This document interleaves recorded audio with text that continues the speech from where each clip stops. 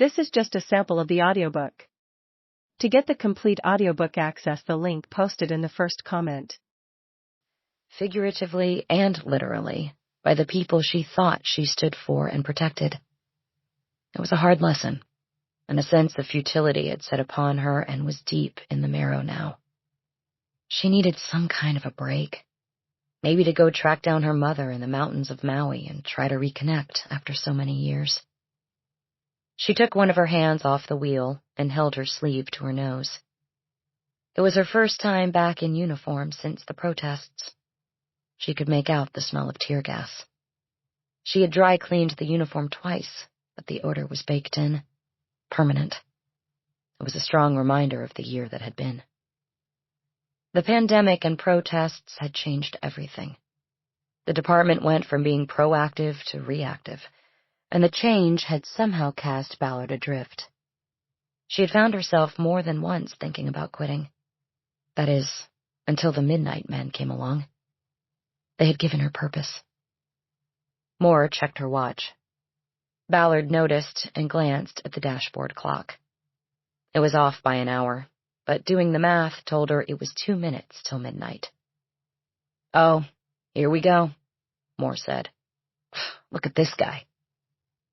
She was looking out her window at a man approaching the car. It was below 60 degrees, but he wore no shirt, and he was holding his dirt-caked pants up with his hand. He wore no mask either. Moore had her window cracked, but now hit the button and closed and sealed the car. The homeless man knocked on her window. They could hear him through the glass. "Hey, officers, I got a problem here." They were in Ballard's unmarked car, but she had engaged the flashing grille lights when they parked in the median under the overpass. Plus, they were in full uniform. "Sir, I can't talk to you without a mask," Moore said loudly. "Go get a mask." "But I've been ripped off," the man said. "That some bitch over there took my shit when I was sleeping." "Sir, I can't help you until you get a mask," Moore said. "I don't have no fucking mask," he said. "Then I'm sorry, sir," she said. "No mask, no ask." The man punched the window, his fist hitting the glass in front of Moore's face. She jerked back, even though it had not been a punch intended to break the glass. "Sir, step back from the car," Moore commanded. "Fuck you," he said. "Sir, if I have to get out, you're going to county," Moore said. "If you don't have corona now, you'll get it there. You want that?" The man started to walk away. "Fuck you," he said again. "Fuck the police." "Like I never heard that before," Moore said. She checked her watch again, and Ballard looked back at the dash clock. It was now the final minute of 2020, and for Moore, and most people in the city and the world, the year couldn't end soon enough. "Jesus Christ, can we move to another spot?" Moore complained. "Too late," Ballard said. "I told you, we're safe under here." "Not from these people," Moore said. Chapter 2. It was like a bag of popcorn cooking in a microwave.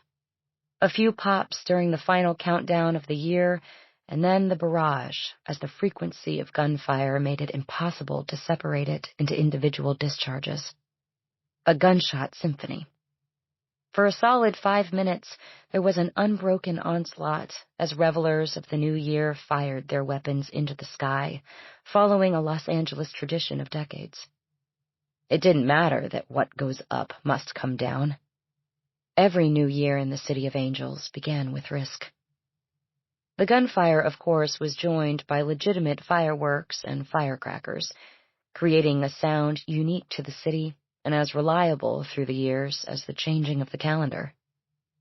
The over-under at roll call was 18 in terms of calls related to the rain of lead.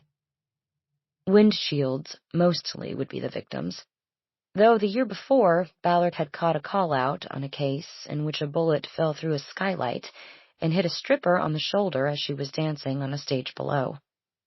The falling bullet didn't even break the skin. But a jagged piece of falling skylight glass did give a customer sitting close to the stage a new part in his hair. He chose not to make a police report, because it